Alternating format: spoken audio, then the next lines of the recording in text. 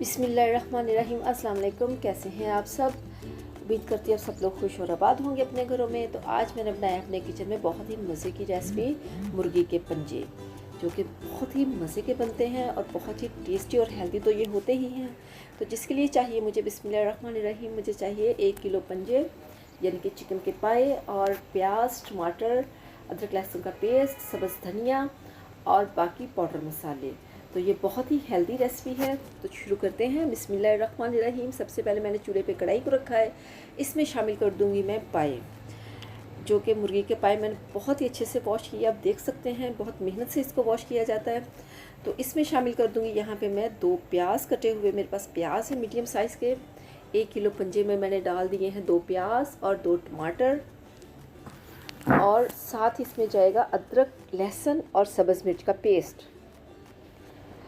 और पाउडर मसाले 1 टेबलस्पून मैंने इसमें डाल दिया लाल मिर्च का पाउडर, और 1 टीस्पून इसमें जाएगी हल्दी पाउडर, और साथ ही इसमें शामिल कर देंगे 1/2 टेबलस्पून नमक, और 1 प्याला भर के इसमें मैंने पानी का ऐड कर दिया है ताकि ये इस पानी में अच्छे से गल जाएं। आप चाहें तो इसको भून के भी पका सकते हैं, लेकिन इस तरह से इसकी ग्रेवी और इसका जो टेक्सचर है बहुत ही मज़े का बनता है और दिखने में भी इतने खूबसूरत बनते हैं, और खाने में तो इसका जायका लाजवाब होता है। तो यहाँ पे हमने अच्छे से इसको मिक्स कर दिया है, और मिक्स करने के बाद इसको यहाँ पे हम कवर कर देंगे तकरीबन नॉर्मल आंच पे 15 से 18 मिनट के लिए। तो 15 से 18 मिनट गुजर जाने के बाद चेक करते हैं। बिस्मिल्लाहिर्रहमानिर्रहीम।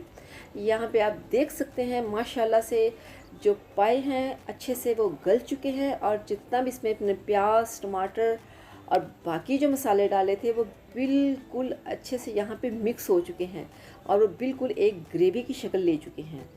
तो यहाँ पे हम इसको मिक्स करेंगे, और साथ ही मैं इसमें ऐड कर दूँगी यहाँ पे कुकिंग ऑयल तकरीबन 1/2 कप, क्योंकि इसमें काफ़ी ऑयल ऑलरेडी होता है पाए के अंदर। तो इसमें मैंने डाल दिया है 1/2 कप कुकिंग ऑयल। तो यहाँ पे इसकी भुनाई करेंगे हम तकरीबन 5 से 6 मिनट के लिए। ये गल तो चुके हैं, लेकिन हमने इसकी भुनाई बहुत ही अच्छे से करनी है। आप जितना इसको भूनेंगे ये उतने ही मज़े के बनेंगे। तो आप ग्रेवी इसकी चेक कर सकते हैं, दिखने में भी आपको पता चल रहा है कि ये बहुत ही मज़े की है, और ये इतनी हेल्दी रेसिपी है कि आप इसको ज़रूर बनाएं सर्दियों में। यहाँ पे मैंने ऐड कर दिया है काली मिर्च का पाउडर, और साथ ही इसमें शामिल कर दूँगी मैं 1 टेबलस्पून साबुत ज़ीरा। तो इन सर्दियों में आप इसको ज़रूर ट्राई करें, और जो स्पेशली उन लोगों के लिए जिनकी हड्डियों में दर्द है, जिनके जोड़ों में दर्द है, जिनके घुटनों में दर्द है, स्पेशली जो घर के बड़े बुज़ुर्ग हैं, आप उनको ज़रूर ये बना के खिलाएं। तो इंशाल्लाह उनको इससे बहुत फ़ायदा मिलेगा। तो इस रेसिपी को आपने इसी तरह से फॉलो करना है और इसी तरह से इसको बनाना है।